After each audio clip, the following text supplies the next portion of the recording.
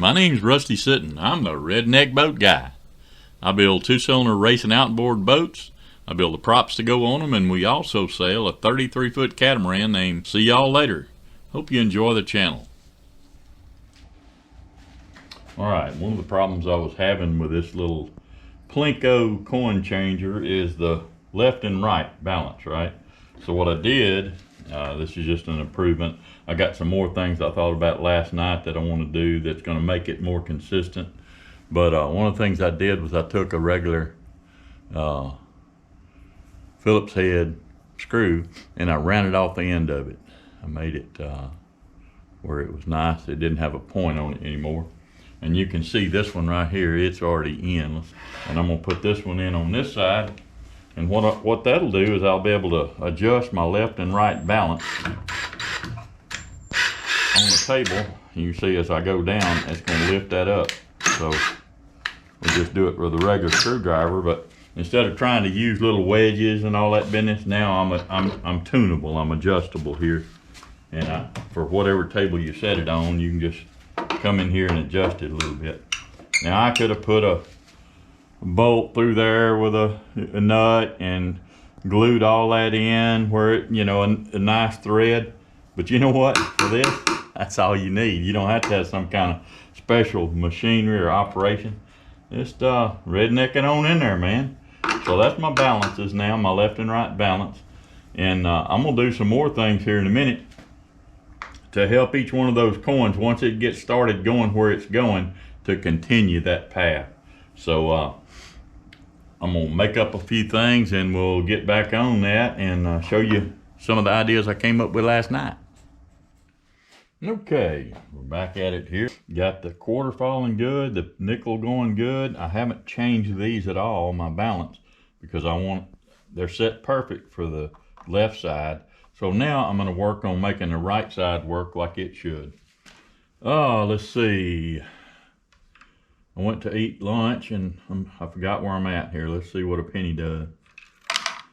Okay, a penny missed a penny bump there. Went to the dime slot. Let's see what it does again. Yep, that was a goofed up drop there. All right. Yep, so I got to move the penny bump over to the right a little bit and make it bump over there. Let's see, there's already a hole right there. Cleaned it out a little bit.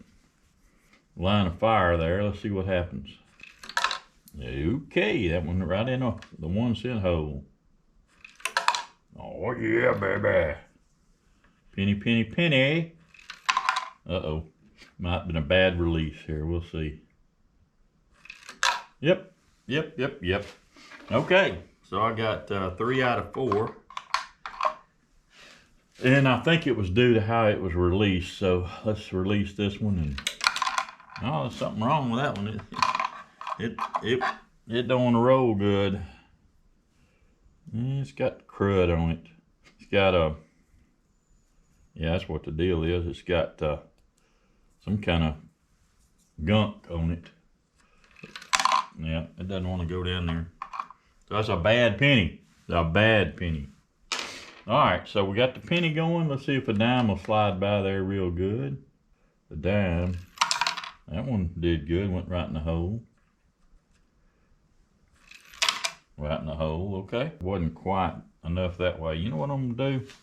I'm gonna come up a quarter of a turn on this side, because I know I can stand it as far as all this other stuff goes. But we'll see if that solves the problem on the dime end of it.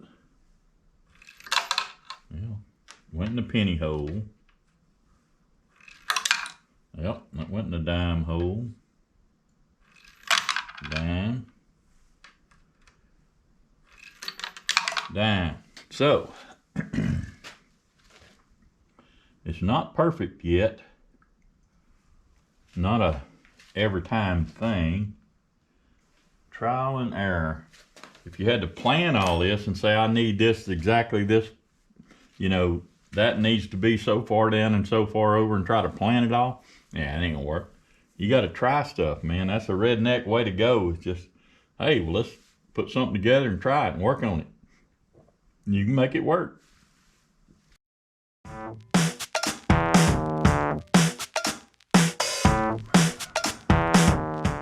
Well, good afternoon, folks. We're here in the Redneck garage working on the coin changer again. Day 2. And I got something I think's gonna work. You know, I'll show it to you here in just a second, but I wonder what the quadratic equation and the algorithm and all that it would take to figure out how to do what I did by just trying stuff, right? Just rednecking it. Figuring out what I had here in the garage and going with that and bending it and drilling different holes and trying different stuff and thinking, well, okay, I got that solved. Now let's go to the next one. That's kind of, if you think back and look back at some of my old videos, I talked about people that's got a plan all the way to the end, right? Before they can start. And then there's people like me, I guess, that you just start out and you know you're going to figure it out sooner or later. It might take bumping your head against the wall, but you're probably going to finish before that guy gets his algorithm all put together and all the instructions read. You'll done have it put together, right? So that's what I do, and I ain't saying it's right. That's just how it works for me. All right, well, let's look at this malfunction of a thing that I built here. All right, so what it is I use these boxes, you know, switch boxes for electrical that goes on the wall of the cup. And I cut them out here. You can see, cut them out where I could knock the coins out of them once they hit in there, because the coins always seem to stand up when they come through there. So anyway, I got 4 of them. I got one for a nickel, one for a quarter, one for a dime, and one for a penny. So that's the goal, is to try to drop it from up here, right? I got a little incline right here and drop it from that. And I found out how I was dropping it was either making it work or not making it work. So I made a little release where it kind of worked the same way every time. I used a saw blade there and a little piece of bent aluminum, and I sharpened that, or I made it smaller, and then rounded it off where that would work. And then I put the little plinko tabs down in through there where it hit them or it bounced off of something. And the first thing I did, of course, I think I'd mentioned to you before, is you take where that quarter hits, because it's the widest thing, and the quarter's going to hit right there, and see where it bounces off. See what you can do with that. And the next one, well, the next smallest is a nickel. So put a nickel in there where it'll bounce, and my idea was to get it where it bounce, and a quarter would come down into this one. A nickel would bounce off and come off over here. Well, when I was messing with that nickel, sometimes it'd hit short, right? It'd hang up short. So I put this little old piece in there. I drilled 2 holes, and put that little piece of bent aluminum, piece that angle iron that I had there, and that worked out pretty good. It'd keep it scooped in there. So I had the quarter and the nickel figured out. Well, the hardest thing in the world was a dadgum dime and a penny, because they roll about the same coming down through here. So I did find out that a penny would peel off a little bit quicker down this way. I guess it's heavier, I don't know. It'd peel off. So I made a little bumper right here where it would knock it over into this one. And this one, when I get everything right and lined up, that dime will go right straight through there. Now it might bounce back and forth a little bit, might hit here. In fact, I was finding out that sometimes that dime would hit here and it would bounce in to this cup. So I put a little wall right there, right? I figured that out. All right, put a wall right there and that'll work. So the biggest thing was these adjustments right here. This helped me more than anything. I put a screw adjustment on each side so I could level that thing left to right, because that was real important about how it would work. So let's see if this mechanism will hunt. All right, this is my little adjusting tool, and it's also my tool to rake coins out of the hole. So that's the only tool you need to make this happen. All right, well, let's try it. I cleaned my desk off, so I don't know if it's balanced yet. May have to adjust a little bit, but let's try a quarter first. We'll put it underneath that tab, kind of put it up there toward the top, and I can move this little, before I show you, I can move this little restraint deal left and right based on what size the coin is, right? If it's a dime, thin. If it's a quarter, it's a little bit thicker. So had to do that, had to adjust that a couple times. So all right, there's a quarter, right? So where's that quarter supposed to land? It's supposed to go right down through there and hit this and go down there. Let's see if it'll do it. Nope. That's a good representation right off the bat. Let's try it again. Nope. Okay, so we're not level. All right, I think I'm gonna come up on here, and I mean it don't take much. I'm gonna come up 1/8 of a turn. Take them quarters out of there and scoop them out like that. All right, let's try it again and see if that works. Right in the hole, brother. All right, it don't take much leveling. I mean, I moved that screw 1/8 of a turn, and it made that difference. Right in the hole, bam. Quarters usually hit pretty good. The penny and the dime was the hard ones. All right, here we go with a quarter again. Right in the hole. All right, try nickel. Get it stationed up there, get it set. And when you push it, don't push it easy, push it. I put a long release right here so that it would come off of that nickel pretty quick instead of sliding on it. All right, I was playing with it, tuning it a little bit, trying to level it, and I figured something out. I figured out that if I'd put this little tab way up here like that, right at the top, and let them coins fall from the top, it seemed to be more consistent. So what I'm gonna do is I'm gonna drill me a hole right there. All right, got holes all over this thing, and put one of the little pegs in there where that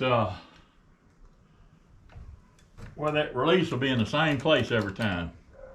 That's what I've been doing, just trying stuff, figuring it out, you know. Let's try a quarter. I'm gonna put it at the top of the board and let her go. Bam, right in the hole. Let's try a nickel. All right, right at the top of the board, bam, let it go. Right in the hole.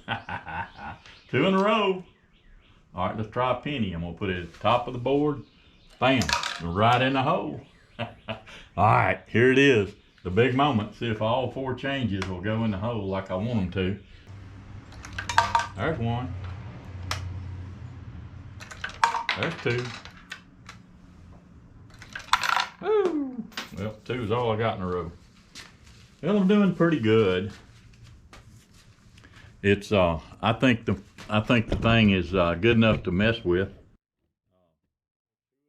I had a different idea that I was thinking about doing is, you know how when you go to those arcades, you got the little roller ball and it goes in the 100 or the 50 or, you know, whichever ring. And I was thinking about making me a roller ramp, because every one of them bound to go be a different weight and fly a different way and make a roller ball deal, but that's a lot more complicated than this, and I may mess with it, I don't know. But I wonder what the quadratic equation would be to come up with something stupid like that. It probably don't exist. Anyway, I had fun with it. I'm gonna get my granddaughter over either tonight or tomorrow night, something like that, and we'll look at it and see if she wants to go this way or if she wants to try something else. But I'm through piddling with that now, so we'll get on to something a little more useful, I guess. But heck, doing grandkids stuff, that's pretty useful to me. So, Redneck Garage signing off.